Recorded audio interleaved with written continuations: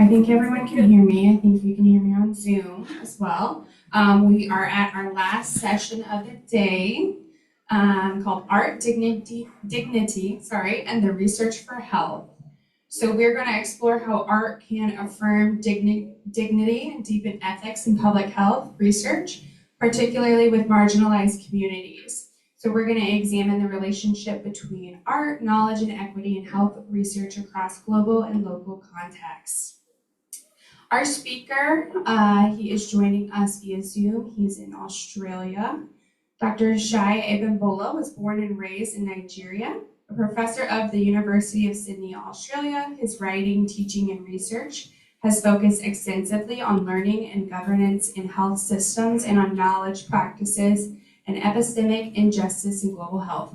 He was awarded the Prince Claus Chair in Equity and Development and was the visiting scholar at Northwestern University. His research on dignity-based practice in global health knowledge is currently supported by an Australian Research Council Discovery Award, and he is the inaugural editor-in-chief of BMJ Global Health. So welcome.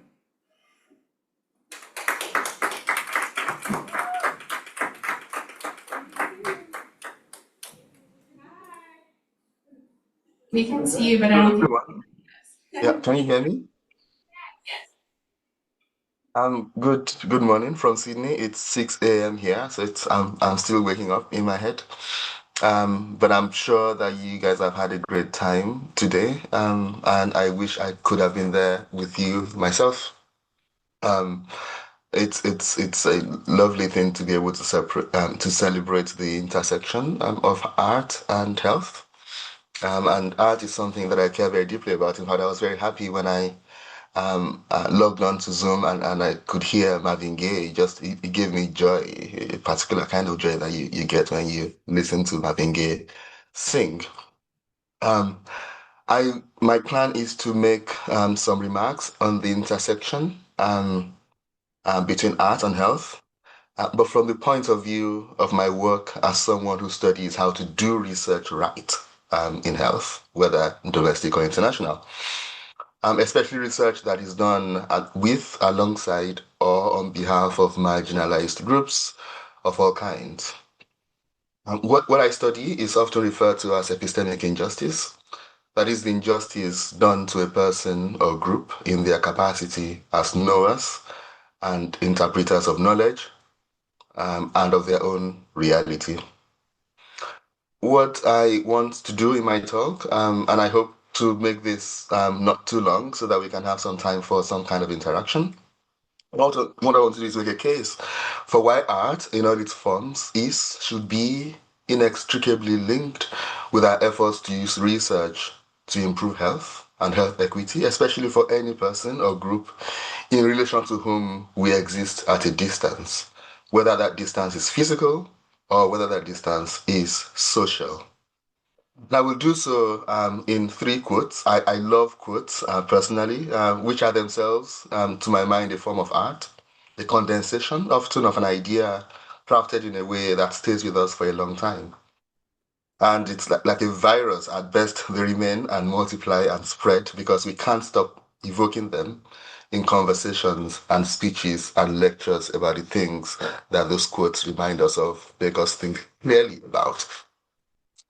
The first quote that I will be talking about is about an asymmetry that interests me very deeply, and you'll see what I mean in a couple of minutes. The Romanian-born American Holocaust survivor, Elie Wiesel, once said, "The opposite of love is not hate, it is indifference." And here he was making a point about action and inaction. And we may extend that to the unfeeling inaction to the ongoing genocide in Gaza, but that is not the topic of my talk. But if it is worth mentioning, I think we should not talk about health and health equity and health justice anywhere in the world without talking about the suffering of people in Gaza and the suffering of people in Sudan and Ukraine and Israel and Iran and in other parts and places where asymmetry of power manifests in oppressions and killings and wars of systematic extermination. But the reason I'm interested in Elie Wiesel's asymmetry is that it calls to another asymmetry, which is at the heart of my talk. We may think that the opposite of love is hate, but Wiesel says we should consider that hate and indifference are in fact kins, and that hate may have more in common with love than it does with indifference. Because with hate, there's still a measure of emotional investment, like love. It is often said that the line between love and hate is thin. I make this example because I've often struggled with the idea that the opposite of epistemic injustice is epistemic justice. But of course, I appreciate the material difference between epistemic injustice and epistemic justice. Of course, both of them have often seemed um, to me to occupy a similar plane. In other words, I appreciate that epistemic injustice is different from epistemic justice, but they strike me as similar because they are both about wrongs. They're both really tied to the idea and the concept of wrongs. One, the committing of it, the other, the righting of it. Justice is saying, I will be fair to you. I will do right by you. I will reverse previous injustice or unfairness done to you. There's another concept that I think does the job of the opposite of epistemic injustice better, and I call that epistemic dignity. So to return to Elie Wiesel's formulation, I will say the opposite of epistemic injustice is not epistemic justice, it is epistemic dignity. Dignity is saying, I will respect you because you are a human being with ethical properties that call to such respect, that demand such respect of me. In respecting you, I will be fair to you, but I will be more than fair. And all the things that justice says, I will in fact respect you. Epistemic dignity is positive in ways that injustice slash justice distinction isn't quite as positive. There are two broad forms of epistemic injustice that epistemic injustice might take. One stems from credibility deficit, when the words, the testimony, the accounts of a people about themselves and about the world is prejudicially silenced, dismissed, distorted, discounted, or when their capacity to be the audience, the primary audience, the checkers, or beneficiaries of accounts about themselves is dismissed, when they're not even reckoned with as the people who ought to be the audience of accounts, work, research, analysis done about them. And I have to mention that the reason why their role, not just as people who speak and give account, but as people who receive those accounts, is that in their role in receiving those accounts, they have the ability to check it, to help make sense of it, to be active participants in the process of analysis and interpretation.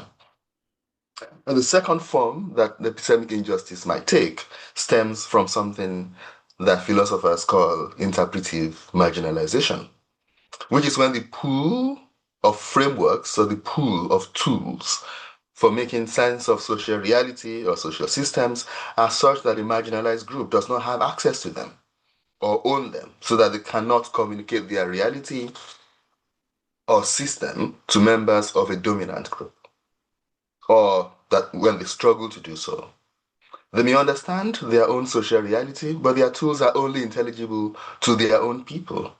To communicate with others is a challenge because the collective resources for such sense making and communication are skewed away from them. This may also be the case when a powerful group only communicates about less powerful groups to other powerful groups, so that the tools the less powerful group might otherwise use to communicate their reality, the framings and frameworks they might use, are completely bypassed.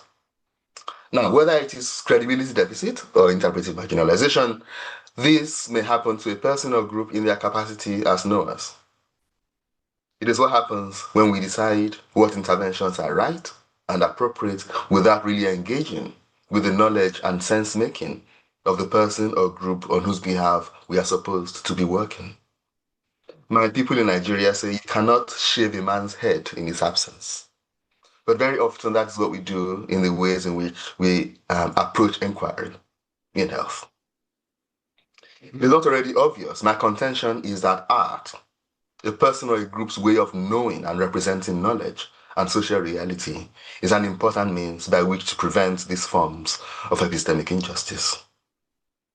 How do I understand how a people make sense of the world on their own terms, not mine? Well, engage with their representations of the world or of their own internal realities, their sense making. Listen to them, really listen. Imagine yourself into their position, see the art as they have created it, understand it. Because without doing so, we cannot claim to generate knowledge about them in ways that uphold epistemic justice.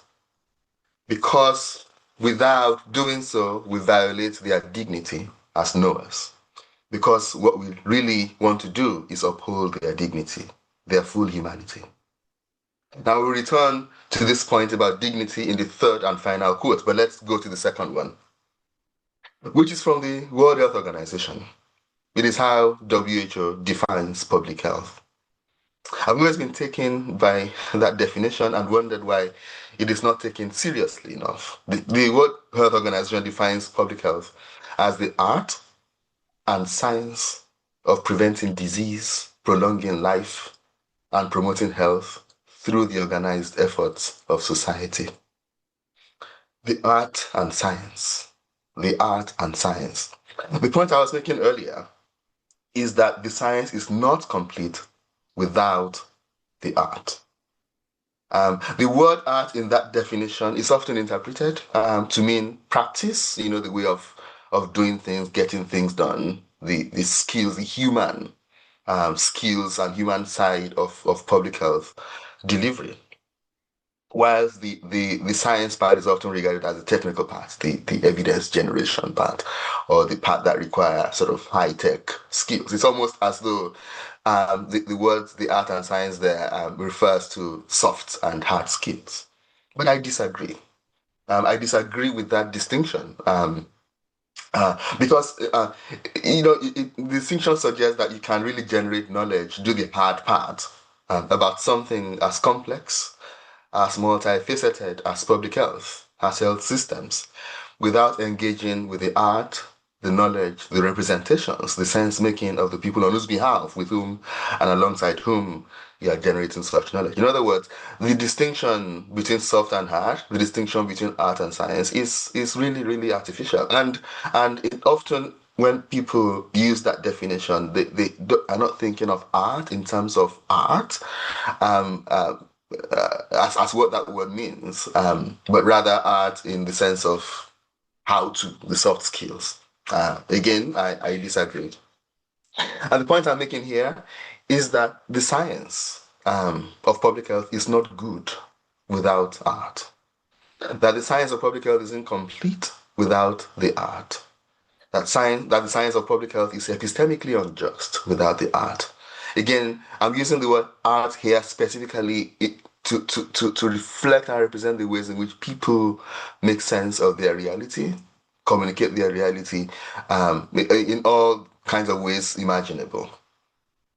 And I'm making the argument that to uphold the dignity of the publics in public health, their epistemic dignity, we have to reckon with, engage with, learn from how they see themselves and the world and their place in it. That is why when people say, let us integrate art and science, I'm often inclined also to disagree because you integrate two things that are separable, that are separate. But art and science in public health, and I suspect in life even more broadly, are not separate. So instead of the rhetorical move to say integration, I'd rather say recognize. I'd rather use the rhetorical move of recognition. It is there. We just have to see it, acknowledge it, and do right by our acknowledgement of it. It is how we may talk about intersectionality. It is just a way of talking about a reality that already exists. It's not bringing those realities together. The word is not bringing the realities together. And although we have words for the different strands, the different axes of injustice that intersect, the reality is that people who live their lives at those intersections live complete lives. They don't live their lives in single issue resolutions. And as Audre Lorde said, there's no thing as a single issue struggle. because we do not live single issue lives. And the point I'm making here is that art and science of public health is one and the same. That when we try to separate them, we do the artificial job of separating the different intersections, for example, that represent what we often describe as intersectionality. That these things exist, we are just finding words to explain them. They are only separable in rhetoric, which is why if we are to uphold the dignity, their full humanity of the publics involved in public health, especially marginalized publics, then art, their knowledge, their representations, their sense making will be at the heart of our work. And this brings me to the third and final quote, which is by the Nigerian writer Chimamanda Ngozi Adichie. And she said, it is impossible to engage properly with a place or a person without engaging with all of the stories of that place and that person. The consequence of the single story is this: it robs people of dignity. I continued in the talk from which this quote is extracted, that doing so makes our recognition of our equal humanity difficult. It emphasizes how we are different rather than how we are similar. Now, I take the word and the use of the word stories in that quote as a stand-in for art, for representation, for narration that is not only literal but also representational, for music and the stories and representations they contain, for idioms. We do not want to rob people of their dignity. We want to uphold epistemic dignity. So we seek out local knowledge, proximate knowledge, and not always in the usual places. Sometimes, often, we seek them in art. We don't develop research questions until we have done so, that is, sought out people's knowledge and representations of their reality. In fact, our research questions ought to come from the knowledge and learning needs of those publics, of those marginalized groups with whom, alongside whom, on behalf of whom we do our work.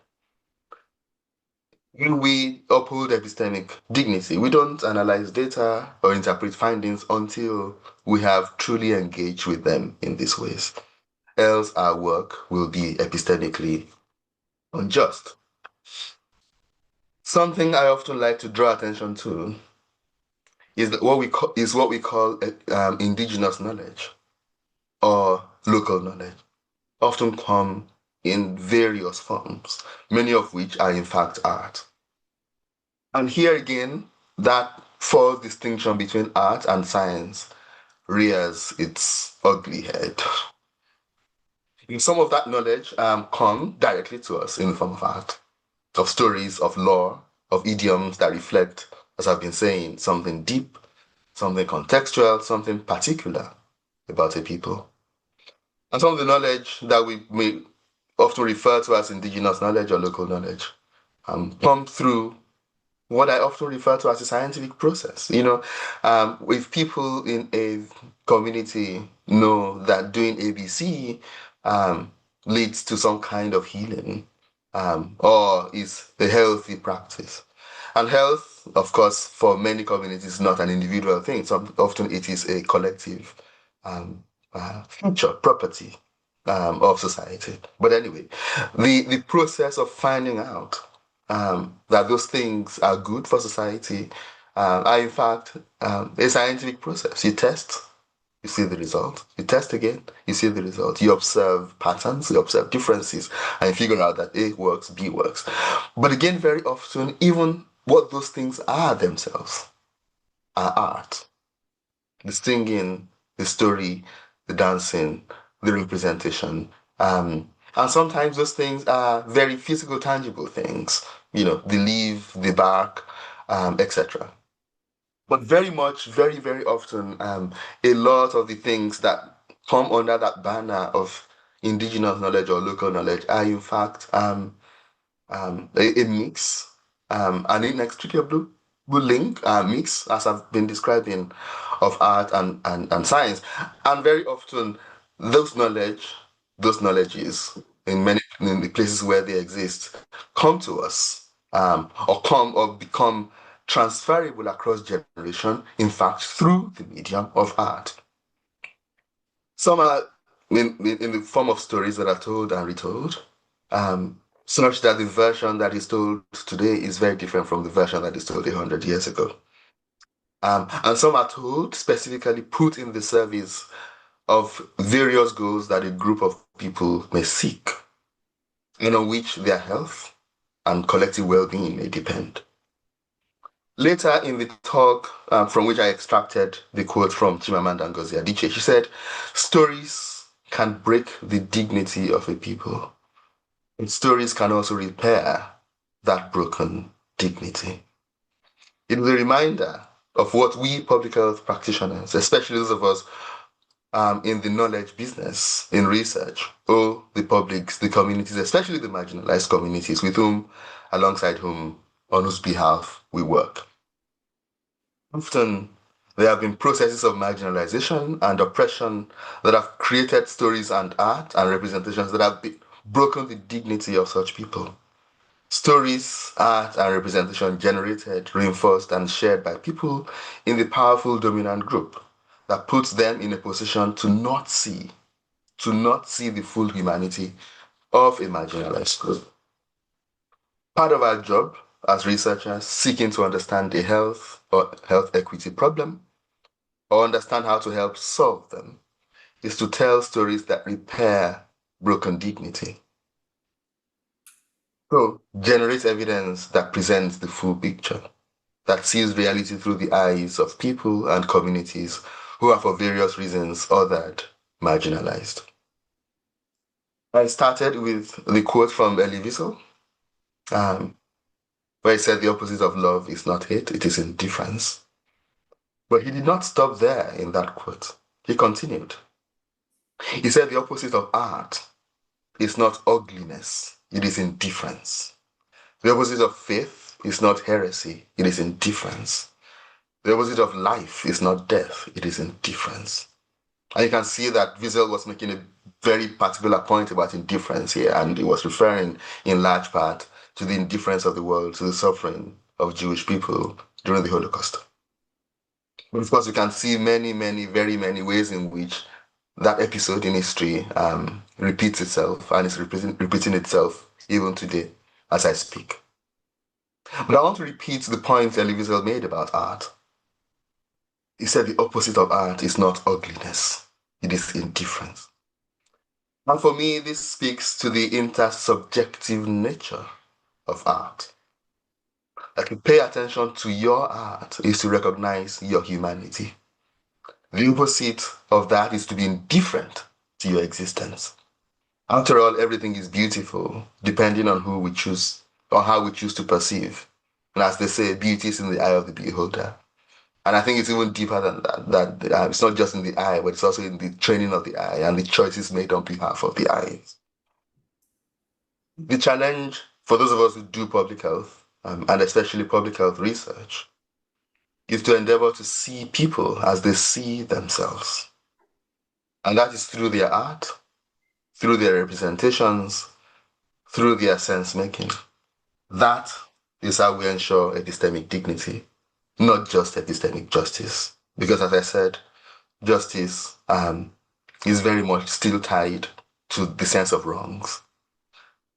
And the argument I'm making here is that dignity calls us to a higher place, sets our eyes on a North Star, something we aspire to, not something we are running away from or trying to undo, important as it is for us to try to run away from wrongs and undo wrongs.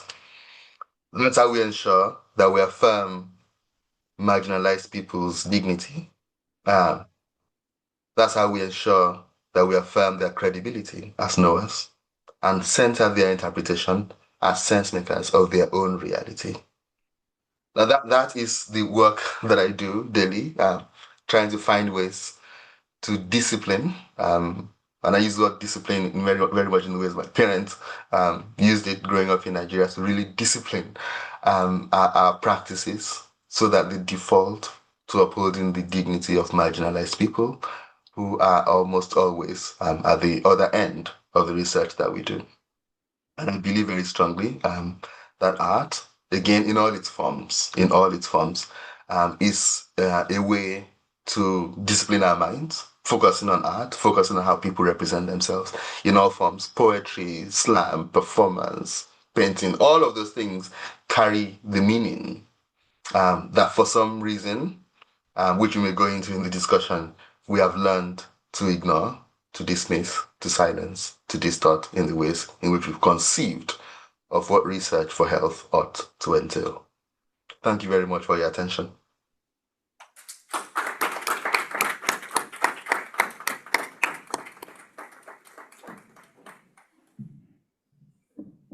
right. Does anybody have any questions? No? Any other?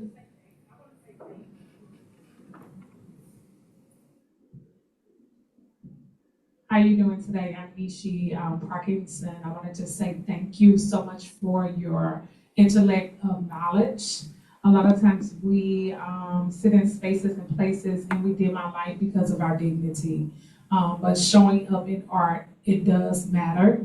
And everyone has their own way that they can communicate through art to appease the peace or the healing or the transition or to collaborate or to transform innovative thinking. So I want to just say thank you from St. Louis, Missouri, USA, and thank you for stretching at 6 o'clock in the morning for us to learn. Thank you. Thank you very much.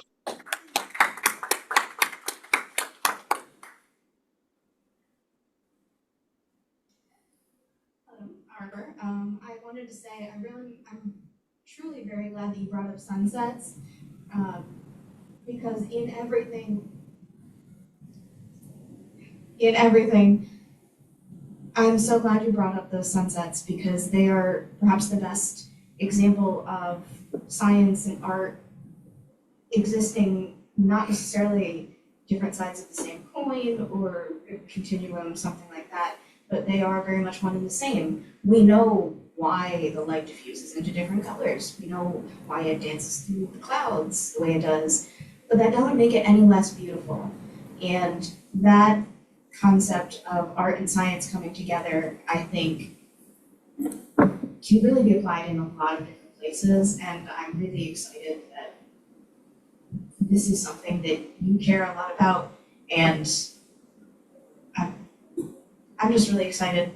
Honestly, the whole concept of art and science blending together is beautiful. Science wants to explain things universally. Art wants to explain something personal through universal expression. And that's something that even if you think you're not a creative person, we all seek to do. We all seek to be understood, to understand others, that curiosity about our world. And that goes for both artists and scientists. Yeah. Thank you very much. I love that formulation with universality appearing, but at different ends um, of the story with art and science.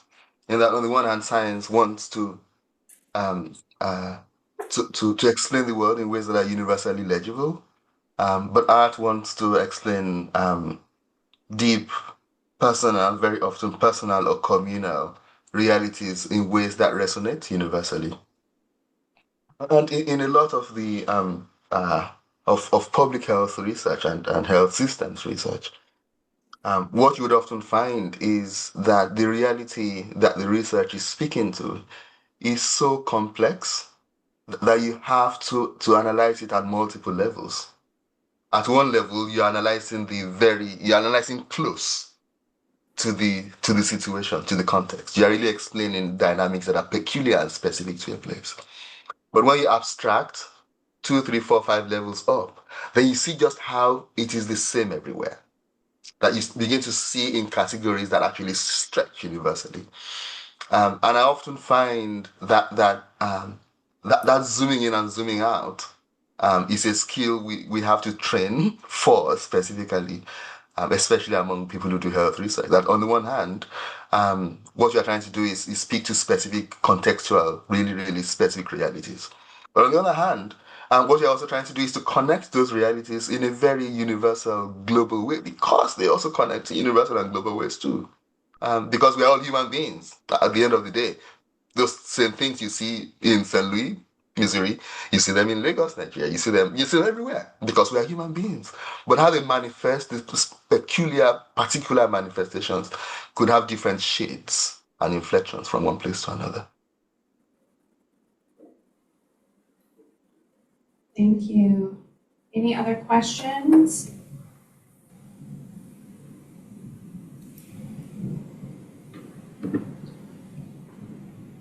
All right. Dr. Abimbola, do you have any last words? I don't think we have any more questions here. It's nice to see people looking very Nigerian in the room. Again, another source of joy for me. This morning, I started this call hearing Marvin Gaye blasting in the sound system, which gave me joy. And just again seeing Nigerian-looking people in the room is another source of joy for me. So thank you very much. It speaks to that thing that calls to another in all of us, which again is that thing that art does really well. For me, I take fashion as an example of art in itself. Even the way that the people present is part of how they tell you who they are. So all of these things for me are all one and the same. So thank you very much. Again, when I was thinking through what I was going to say to you, one of the things on my mind was just to express how jealous I am that it's possible that we could actually have a festival that is about this topic. I mean, it's glorious in itself, and I wish I could be with you in person. So thank you very much, and it's been nice to engage with you. Thank you. Thank you so much.